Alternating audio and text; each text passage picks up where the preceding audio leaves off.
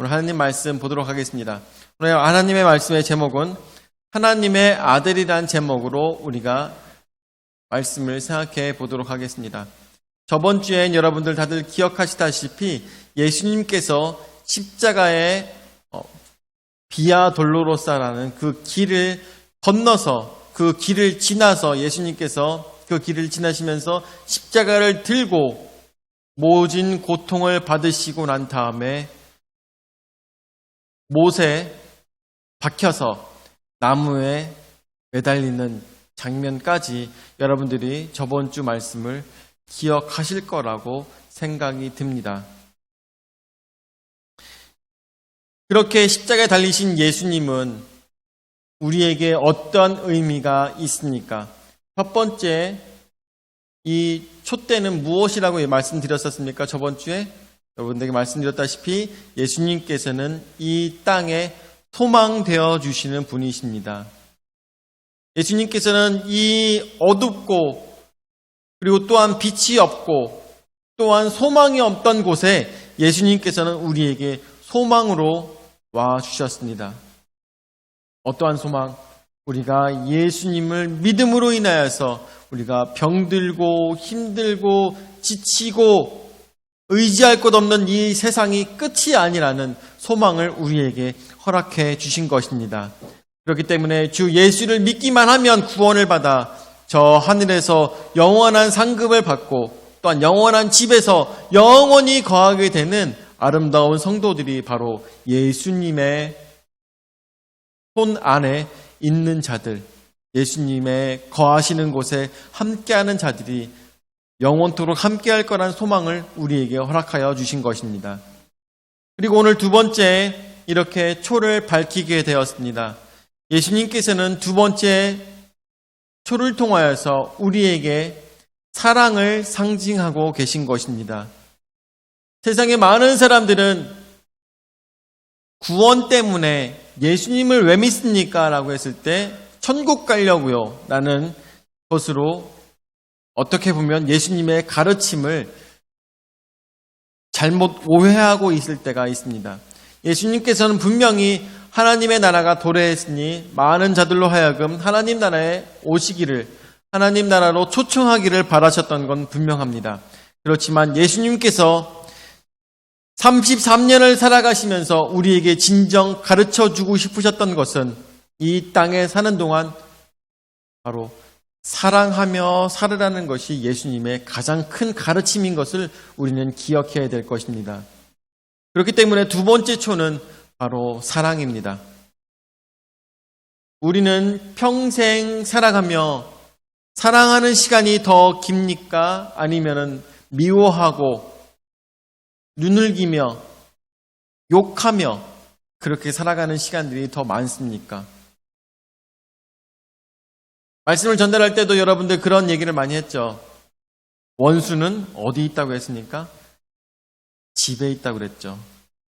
그런데 집에 있지만 여러분들 아시다시피 처음 시작할 때는 무엇으로 시작했습니까? 가정은 사랑의 공동체인 것이죠. 절대로 사랑하며 살기를 원치 않는 자들이 있습니다. 누가요? 사단과 마귀들이 사랑하며 살기를 원치 않습니다. 그렇기 때문에 가정에서 처음에 가정을 이룰 때는 사랑으로서 만나고 사랑으로서 같이 결혼하고 사랑으로서 자녀를 낳고 살아갔던 그 가정조차도 누구에 의해서? 사단과 마귀에 의해서 이해관계가 깨지게 되고 오해가 생기게 되고 대화가 단절되게 되고 그러므로 인하여서 가정을 깨뜨리는 자가 있었다는 것을 우리는 생각했을 때 이것을 다시 회복하는 것이 바로 크리스찬이 되어야 되는 것이고 바로 이것을 회복시키는 것이 예수님께서 우리에게 사랑으로서 명령하신 것이라는 것을 우리는 어렵지 않게 생각해 볼 수가 있는 것입니다. 우리 가정에 내가 가장 미워했던 자를 위해서 기도해야 될 것입니다. 그리고 그를 위해서 더욱더 헌신해야 될 것입니다. 또한 그를 위해서 안아줄 수 있는 자가 바로 크리스찬들이 되어야 되는 것입니다. 사람은 참 신기하죠. 가까우면 가까울수록 오해가 쌓이고 더 미워지게 돼 있어요. 왜? 사단이 그렇게 만드는 것입니다. 사단이 이렇게 만드는 것이에요. 하나님께서는 인간들로 하여금 기본적으로 사랑하며 지내기를 명령하셨고 또한 그렇게 창조하셨던 것입니다. 우리는 그 창조의 명령을 따라 살아가기를 예수 그리스도로 축원을 드립니다. 아멘. 자, 그래서 첫 번째 소망, 두 번째 사랑의 촛대를 밝혔습니다. 우리가 예수님의 가르침을 기억하며 오늘 말씀에서는 예수님께서는 돌아가시지만 이제 곧 대림절이 지나고 난 다음에 12월 25일이면 예수님께서 이 땅에 오신 그 날을 감사를 드리며 그 날을 기념하며 즐거운 성탄이 되는 것이 아니겠습니까? 예수님께서 오셨던 이 땅에 오신 이유를 생각하며 오늘도 그 예수님의 가르침을 여러분들 마음속에서 굳게 상기시키시는 여러분들 되시기를 예수 이름으로 축원을 드립니다. 오늘 말씀의 제목은 하나님의 아들이란 제목으로 말씀을 생각해 보도록 하겠습니다. 하나님의 아들이신 예수님께서는 이제 십자가에 달려 돌아가셨습니다. 그래서 여러분들 다들 아시다시피 그 십자가에 달려서 돌아가시기까지 십자가에서 말씀하셨던 가상칠언이라는 이야기가 있습니다. 그렇지만 마태복음에서는 가상칠언에 대해서 굳이 나오고 있지 않기 때문에 그것에 대해서는 이야기하지 않겠습니다. 그렇지만 예수님께서는 첫 번째로 무슨 말씀하셨냐? 엘리 엘리 라마 사박단이라는 말씀을 십자가에서 하십니다. 자, 그래서 45절 말씀 보면 제6시로부터 온 땅에 어둠이 임하여 제9시까지 계속되더니 라고 했습니다. 유대인들의 시간 관념에서 생각했을 때 지금 우리가 24시간으로 보는 것을 기본으로 계산을 한다면 유대인의 시간에 플러스 6시간을 하면 우리 시간과 얼추 맞습니다. 자, 그렇다면 제6시로부터 온 땅에 어둠이 임하여 라고 했습니다. 제6시가 그러면 몇 시일까요? 제6시? 그렇죠. 12시겠죠. 산수를 잘 못하는 저는 이게 상당히 어렵더라고요. 제6시는 바로 오후 12시를 가리키는 것입니다. 오후 12시가 되었을 때 온 땅에 어둠이 임하여 제9시까지 계속되더라 라고 하였습니다. 그렇다면 제9시는 몇 시일까요? 그렇죠. 오후 3시. 역시 우리 풍성한 진역의 미래는 밝습니다. 역시 재무 집사님 역시. 그렇죠. 오후 3시까지, 오후 12시부터 오후 3시까지 아무런 이유 없이 온 땅에 어둠이 임했다고 하였습니다. 이 온 땅이라는 것은 아마 이스라엘 전체를 얘기하는 것이겠습니다. 온 세계가 아니라 아마 이스라엘 그 땅에 갑자기 아무런 이유가 없이 어두움이 임하였던 것입니다. 그래서 46절에 제9시쯤에 예수께서 크게 소리질러 이르시되 엘리 엘리 라마 사박다니 하시니 이는 곧 나의 하나님 어찌하여 나를 버리셨나이까 하는 뜻이라 라고 했습니다. 여기서 나오고 있는 엘리 엘리 라마 사박단이라는 말은 히브리어겠죠. 이 말씀을 예수님께서 마지막으로 소리를 치셨습니다. 이것이 무슨 뜻이라고 했습니까? 이는 곧 나의 하나님 어찌하여 나를 버리셨나이까 하는 뜻이라 라고 했습니다. 여러분들 여기서 어찌하여 라는 말이 한국어로 어찌하여지만 이것을 원본에서 번역을 직설적으로 얘기를 하면 어떠한 목적으로 나를 버리셨나이까 하는 뜻이라 했습니다. 하나님이시여 어떠한 목적으로 나를 버리셨나이까? 내가 하나님의 외아들이고 내가 당신과 영원토록 같이 하였고 주의 일을 내가 살아가며 돕는 성자로서 살아갔던 나를 어떠한 목적으로 나를 버리셨나이까 하는지라 라고 했습니다.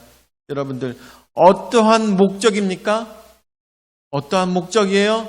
바로 죄악된 우리 인간들을 살리시기 위한 목적으로 예수님께서 십자가에 달려 돌아가셨던 것을 생각했을 때 하나님께서 예수님을 버리신 목적이 무엇이라고요?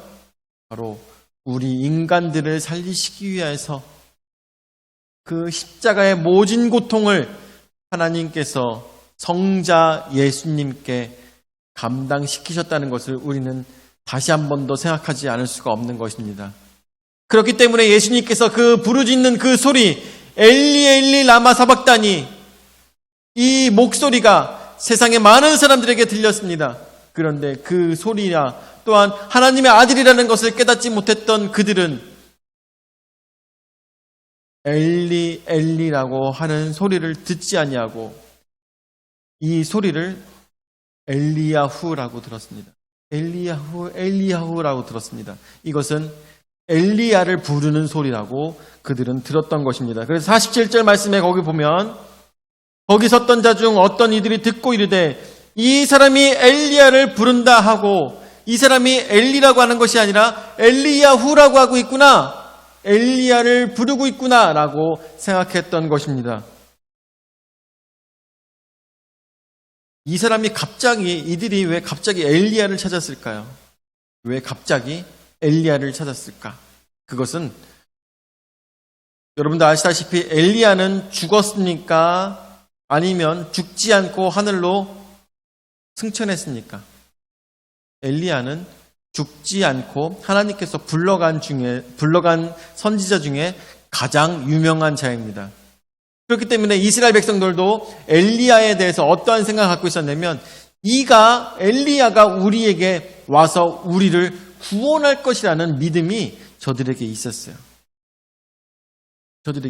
그래서 이들은 생각했을 때 이 하나님의 자칭 하나님의 아들이라고 하는 이 예수, 이 사람이 엘리야를 부르고 있으니까 어쩌면 혹시나 엘리야가 강림하여서 우리를 도와줄까? 라는 생각을 이들은 하였다고 많은 학자들은 얘기하고 있는 것입니다. 평소에도 엘리야에 대한 신앙과 엘리야가 우리를 구원해 줄 거라는 그런 생각들을 평소에도 갖고 있었기 때문에 예수님께서 엘리 엘리 라마 사박단이라고 하시는 그 말씀을 저들은 조용히 봐, 저 사람이 지금 엘리야를 부르고 있어, 아마 저 사람이 평생 살아가면서 많은 이적들을 우리에게 보여줬으니까 저 사람을 통해서 우리에게 엘리야를 보여줄지도 몰라 라고 사람들은 생각했던 것입니다. 그래서 급하게 이 사람들은 뭐 했어요? 48절 말씀해 보니까 급하게 한 사람이 달려가서 해면을 가져다가 신포도주에 적시어 갈대에 꿰어 마시게 하거늘 이라고 하였습니다. 이 포도주를 왜 마시게 합니까? 왜 마시게? 저번 주에 여러분들에게 말씀을 드렸죠. 포도주를 마시게 했던 이유, 예수님께서 십자가에 달려 돌아가시기 전에 쓸개탄 포도주를 마시게 했던 이유에 대해서 여러분들에게 말씀드렸었는데, 독한 포도주를 마심으로 인해서 이 사형당하는 자가 일단은 정신을 못 차려야 못으로 받기가 좋고 죽이기가 편하기 때문에 그 술을 마시게 한다고 했습니다. 뿐만 아니라 그 당하는 입장에서도 고통이 덜하기 때문에 술을 마시게 한다고 했습니다. 그런 것들을 생각했을 때 이 신포도주를 저들이 갑자기 급하게 준비해서 예수님께 마시우게 하려는 이유는 무엇일까요? 지금 당장 죽지 말고 우리에게 엘리야를 보이라라는 뜻이죠. 무슨 얘기인지 아시겠습니까? 너 당장 지금 죽지 말고 엘리야가 올 때까지, 생명이 다할 때까지 있으면서 우리에게 계속 엘리야를 불러서 우리로 하여금 엘리야를 보게 하라 라고 하는 것입니다. 예수님을 위해서 이 해면에 포도주를 적신 것이 아니라 끝까지 인간들은 자신들을 위해서 예수님을 이용하고 있는 것을 보게 됩니다. 예수님은 마지막으로 울부짖으셨던 이 이야기는 무엇이었습니까? 엘리 엘리 라마 사박다니, 어찌하여 어떠한 목적으로 나를 버리시나이까? 저 죄악되고 아무런 가치가 없는 저런 자들을 왜 사랑하셔서 나를 죽게 만드시는 것입니까? 라고 우리가 생각해 볼 수가 있을 것입니다. 그런데 그 쓸데없고 정말 죽어마땅하고 벌레 같은 그 자들은 어떠한 마음으로? 자신들을 위해서 엘리야가 나타나기를 바라는 마음으로 포도주를 준비해서 예수님께, 그 십자가에 달려있는 예수님께 해면에다가 포도주를 묻혀서 창으로 그것을 올렸던 것입니다. 그리고 49절의 말씀에 그 남은 사람들이 이르되 가만두라, 엘리야가 와서 그를 구원하나 보자 하더라 라고 했습니다. 그들은 예수님의 돌아가심에 대해서 어떠한 한치의 양심의 가책도 없이 오로지 마치 서커스에 있는 원숭이 같은 마음으로 저가 어떠한 기적을 마지막으로 우리에게 보일까를 기다리고 있는 모습을 우리는 어렵지 않게 상상해 볼 수가 있을 것입니다. 자, 그래서 두 번째, 영혼이 떠나가십니다. 50절 말씀에 예수께서 다시 크게 소리 지르시고 영혼이 떠나가시니라 라고 했습니다. 이에 성소 휘장이 위에서부터 아래까지 찢어져 둘이 되고 땅이 진동하며 바위가 터지고 무덤들이 열리며 자던 성도의 몸이 많이 일어나되 라고 하고 있습니다. 예수님께서 소리를 지르시며 그 영혼이 떠나가시게 됩니다. 예수님께서 소리를 지르셨던 이유는 무엇일까요? 마지막 힘을 다해서 자신의 생명을 포기하신 것이죠. 마지막 소리를 지르시면서 자신의 생명을 포기하시고 하나님께서 원하셨던 그 희생을 마지막까지 감당하시기 위한 마지막 외침이었다는 것을 우리는 생각해 볼 수가 있을 것입니다. 그리고 난 다음에 예수님께서는 그 자리에서 돌아가시게 됩니다. 그런데 돌아가시자마자 갑자기 무서운 일들이 벌어지기 시작했습니다. 세상에 있는 많은 사람들, 그 자리에 있었던 사람들은 엘리야가 나타나서 저를 끌어내리는지 보고 싶었는데 오히려 이 사람이 십자가에 매달렸을 때 하늘이 어두워지고 갑자기 성소의 휘장이 위에서부터 아래까지 찢어서 둘이 되어버렸다고 하였습니다. 성소의 휘장, 어떤 것입니까? 성전의 앞쪽에 사람들이 들어갈 수 없도록 그렇게 정말 아름다운 수를 놓은 이 천이 그 안에 있었습니다. 그래서 성소에 들어가는 성소에는 많은 사람들이 들어가지 못하고 제사장만이 거기 안에 들어갈 수가 있었죠. 성소는 그렇게 들어갈 수 있었고 그 안쪽에 지성소가 있어서 그 지성소를 또한 막고 있는 천이 있었습니다. 그리고 그 지성소 안에는 하나님께서 인간들을 사랑하신다는 인간들에게 베풀어 주셨던 인간들을 사랑하신다는 그 증거들, 바로 언약궤가 그 안에 들어있죠. 그리고 그 언약궤 안에는 세 가지 보물이 들어있었는데 첫 번째가 만나가 들어있었고 두 번째가 쌍난 지팡이가 들어있었고 세 번째가 십계명이 그 안에 들어있었던 것을 여러분들 다들 기억하실 거라 믿는데 아마 그것도 제가 알기로는 다 약탈당한 걸로 알고 있습니다. 지성소에 있었던 그런 성물들도 아마 이 그리스 사람들과 그리고 로마 사람들에 의해서 다 약탈당해서 그것이 어디로 간지 모르는 그런 상황이었는데 어쨌든 간에 여기서 예수님께서 십자가에 달려 돌아가심으로 인해서 그제서야 하나님과 인간을 가로막고 있었고 또한 죄와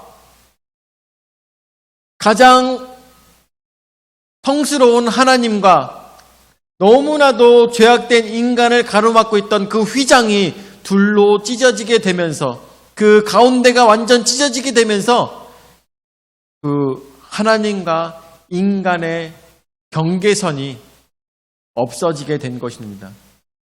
그것을 보면 성경에서 보면은 지진이 나서 갑자기 이 성소의 휘장이 찢어졌다고 하였습니다. 이것은 뭐랄까 평소에도 이 성소가 있었던 곳에 자주 지진이 있었다고 기록이 있습니다. 그렇기 때문에 아마 많은 사람들은 놀라지 않았을 수도 있겠지만 갑자기 하필 그때 지진이 나서 성소의 휘장이 찢어져 버렸던 것입니다. 예수님께서는 진정 이 땅에 오셔서 우리에게 행하셨던 하나님의 명령에 의해서 우리에게 행하셨던 것은 바로 그 성소의 휘장을 찢기 위한 모든 노력이었다는 것을 우리는 생각해 볼 수가 있는 것입니다. 이전까지 인간과 하나님의 관계는 어떤 모습이었습니까? 너무나도 성스러운 하나님과 너무나도 죄악된 인간으로 인해서 둘이 만날 수가 없는 상황이었습니다. 둘이 만날 수가 없는 상황이었어요. 오늘 우리 지은이와 친구가 검은 바지에 흰 패딩을 입고 온 것을 보면서 둘이 오늘 옷을 맞춰 입고 왔나? 이라는 생각이 들더라고요. 보통 얘기하는 모나미 패션을 그렇게 이쁘게 하고 왔더라고요. 그래가지고 둘이 정말 친한 친구구나 이런 생각이 들었었어요. 근데 또 그것을 보면서 하나 생각이 났던 게 우리 오늘 이제 마지막 시험을 보는 서은이가 예전에 연탄 봉사를 하고 있을 때 하필 그날 흰색 패딩을 입고 왔던 적이 있었어요. 그래갖고 모든 사람들이 다 깜짝 놀랐었죠. 모든 사람들이 다 깜짝 놀라며 야, 너 왜 하필 오늘 흰색 패딩을 입고 왔어? 하면서 막 소리를 지르면서 너 안 해도 돼. 너 일 안 해도 돼. 그러는데 서원이는 아니에요. 저 괜찮아요. 하면서 흰색 패딩을 입고선 그 연탄 봉사를 했던 것이 기억이 납니다. 여러분들 그것처럼 너무나도 하얗고 너무나도 깨끗하면 어느 누구도 검은색과 친해지지 않으려고 합니다. 왜냐하면 하얀 것이 깨끗한 흰색이 검은색으로 연탄으로 더러워지면 안 되기 때문인 것이죠. 그런데 하나님의 속성은 어떠한 속성입니까? 하나님의 속성은 변치 않는 영원한 속성이 있으시며 그 영원한 속성 안에 영원한 거룩함이 그 속에 있습니다. 그렇기 때문에 그 어둡고 더러운 것이 너무나도 깨끗한 하나님께 묻었을 때 어떻게 될까요? 그 영원한 밝은 하나님의 성품이 더러운 것으로 변하게 되는 것이 아니라 오히려 하나님의 성품으로 인하여서 더러워진 것들이 정화가 되는 것을 여러분들 잘 알고 있을 것입니다. 그렇기 때문에 인간이 하나님 앞에 선다는 것은 무엇을 의미할까요? 더러워진 속성이 없어지고 부셔진다는 걸 생각했을 때 사람은 하나님 앞에 서면 죽을 수밖에 없게 되는 것입니다. 너무나도 거룩하시기 때문에 하나님은 너무나도 거룩하시기 때문에 사람이 하나님 앞에 설 수가 없는 것이죠. 그렇기 때문에 구약 성경에 나오고 있는 많은 사람들은 하나님을 만나 뵙게 되었을 때 자신은 이제 죽었다고 생각했던 것입니다. 고대에서부터 그렇게 알고 있었습니다. 그런데 예수님께서는 이 모든 역사를 새롭게 고치셨습니다. 하나님과 인간 사이에 바로 예수님께서 우리의 십자가로 인하여서 다리가 되어 주신 것입니다. 그리고 그 사이에 우리가 하나님께 기도하였을 때 예수님의 이름으로 기도하였을 때 예수님께서 다리 역할을 해주셔서 우리의 기도가 바로 하나님께 닿는 것이고 하나님의 은혜가 예수 그리스도를 통하여서 천사들을 통하여서 그 사자들을 통하여서 우리에게 닿게 되는 것이 바로 새로운 다리를 만드신 것이 오늘 이 십자가에 돌아가시는 엘리 엘리 라마 사박단이라고 부르시는 그 예수님의 커다란 업적이라는 것을 오늘 우리는 다시 한 번 더 깊게 상기할 수밖에 없는 것입니다. 자, 그때 52절 말씀에 보니까 무덤들이 열리며 자던 성도의 몸이 많이 일어나되 53절에 예수의 부활 후에 그들이 무덤에서 나와서 거룩한 성에 들어가 많은 사람에게 보이니라 라고 하였습니다. 이 사건에 대해서는 지금 당장 일어난 사건이 아니라 예수님께서 부활하시는 그 사건이 있었을 때 나오는 사건들인데 이것을 이곳에 적고 있는 이유는 부활 사건이 얼마나 중요한가에 대해서 유대인들에게 이 마태가 전하고 싶었기 때문에 여기에다가 이 내용을 적었다고 합니다. 자, 그래서 세 번째, 바로 오늘 말씀의 마지막, 하나님의 아들이었도다. 54절 말씀에 보니까 백부장과 및 함께 예수를 지키던 자들이 지진과 그 일어난 일들을 보고 심히 두려워하여 이르되 이는 진실로 하나님의 아들이었도다 하더라 라고 했습니다. 여러분들, 백부장이면 어떤 사람입니까? 100명의 부하들을, 로마의 부하들을 거느리던 로마의 어떤 중대장 같은 역할을 하는 사람입니다. 그렇다면 굉장히 지위가 높은 사람이죠. 우리 복선이가 이제 한 5년쯤 더 하면은 대위를 달 수 있으려나? 모르겠네요. 한 7년, 8년 더 해야 될까? 그러면은 중대장 달 수 있을 것 같은데, 중대장이면 약 한 31에서 33살?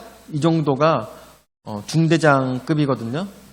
그러니까 아마 이 백부장도 그냥 대충 생각했을 때 33살 정도 되는 그런 사람이었을 것이다 라고 한번 상상해 보는데, 이 백부장과 함께 예수님을 지키던 자들이면 또 누구겠어요? 로마의 병정들이 이 일어난 평생 보지 못했던 이 사건과 날이 어두워지고 지진이 나며 많은 것들이 무너지는 그 순간을 보며 저들은 거기서 외칠 수밖에 없었고 인정할 수밖에 없었습니다. 바로 이 사람의 진실로 하나님의 아들이었구나라는 것을 인정할 수밖에 없었다는 것입니다. 너무나도 아이러니하게도 이 마지막 예수님께서 돌아가시는 이 순간에 하나님의 아들이라고 일컬음을 받았던 것도 또한 이방인의 입에서 나오게 되었다는 것입니다. 여러분들 다들 아시다시피 예수님께서 태어나실 때 나사렛의 너무나도 깡촌의 한 말구유 안에서 그 예수님께서 태어나시게 되었습니다. 그 태어날 때 그 머리맡에는 아름다운 별이 그 집을 비치고 있었다고 성경 말씀에서 나오고 있죠. 그리고 그곳을 쫓아서 3명의 동방박사가 그 별을 따라서 쫓아서 왔을 때 그곳에서 예수님을 만나 볼 수가 있었습니다. 그리고 예수님을 만나 뵀을 때 예수님 앞에 황금과 유향과 모략을 내려놓으면서 그곳에 엎드려 절하했습니다. 누구에게? 아기 예수. 무엇이기 때문에? 새로운 왕이 태어났기 때문인 것이죠. 이 동방박사들로 통하여서 이 사람들은 이방인이었음에도 불구하고 예수님께서 새로운 왕으로서 이 땅에 오셨다는 것을 그들은 인정하고 예수님께 이 모든 것들을 드렸던 것입니다. 어느 누가 동방에 있는 박사들이, 박사들이라면 뭐예요?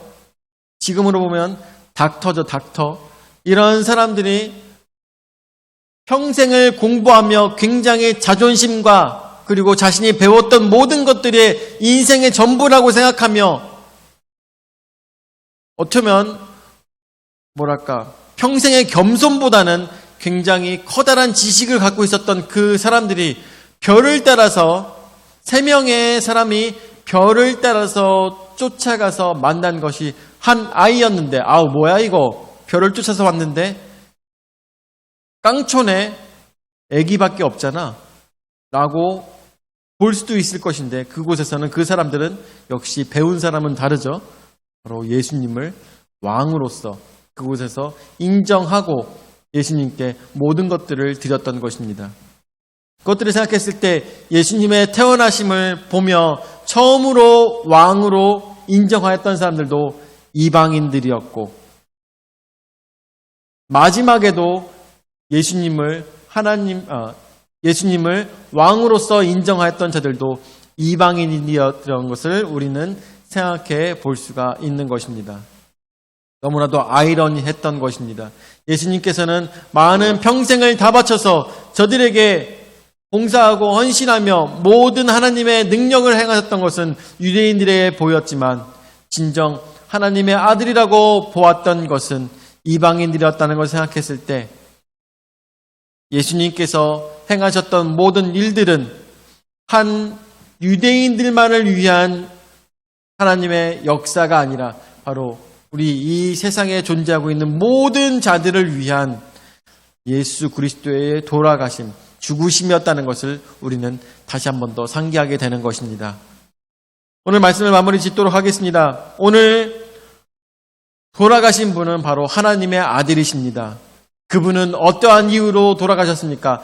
엘리 엘리 라마 사박다니, 바로 하나님의 뜻 안에서 하나님께서 원하시는 방향으로 하나님께서 뜻하셨던 방법으로 예수님께서는 십자가에 달려 돌아가시고, 그리고 예수님께서는 그 하나님의 명령에 순종하시는 모습으로 이 땅에 오셨다는 것을, 이것을 위하여서 평생을 살아가셨다는 것을 생각했을 때 우리는 예수님의 이 고귀한 희생을 한 번도 생각하지 않을 수가 없는 것입니다. 그 숭고하고 그 너무나도 아름다운 장면 속에서도 인간들은 아직도 자신들의 호기심과 이익을 위해서 엘리야를 찾았던 것을 생각했을 때 너무나도 안타까운 그러한 모습들. 그렇지만 그 안타까움이 저들만이 있는 것이 아니라 바로 지금도 변치 않는 우리의 모습. 우리는 메시아로서 예수님을 바라며 어떤 물질적으로 더 나은 삶을 위해서 예수님을 바라며 내 삶의 복이 임하기 위해서 예수님을 찾고 있지만, 예수께서는 진정 우리에게 하나님의 아들로서 하나님과 인간들을, 죄악된 인간들을 이으시기 위해서 오셨던 진정한 하나님의 아들이시라는 것을 생각했을 때 오늘 우리는 어떠한 분을 만나 뵙겠습니까? 어떠한 왕을 만나 뵙겠습니까? 유대인의 왕을 만나 뵙겠습니까? 아니면 온 우주의 왕을 만나 뵙겠습니까? 바로 예수 그리스도, 그 존귀한 희생을 바라보며 이 세상을 품는 우리 풍성한 침략의 모든 성도들 되시기를 예수 그리스도 이름으로 축원을 드립니다. 아멘. 사랑의 주님 은혜와 사랑을 감사를 드립니다. 오늘도 말씀 통하여서 저희가 깊이 생각해 볼 수 있도록 인도하여 주심을 감사를 드립니다. 예수님께서는 그 몸 버리시기까지 우리를 위해서 모든 사랑을 보여주셨던 것을 말씀을 통해 생각하게 됩니다. 주님, 저희와 함께해 주셔서 저희도 우리의 이익과 우리의 좋음을 따라서, 우리의 호기심을 따라서 예수 그리스도로 알아가는 것이 아니라 진정 사랑하고 진정 희생하며 진정 순종하는 마음으로 주의 사명들을 감당할 수 있는 복된 자들 될 수 있도록 주여 역사하여 주시옵소서. 오늘도 저에게 귀한 은혜의 말씀 허락하여 주심을 감사드렸고 사랑이 많으신 예수님의 이름으로 기도드립니다. 아멘.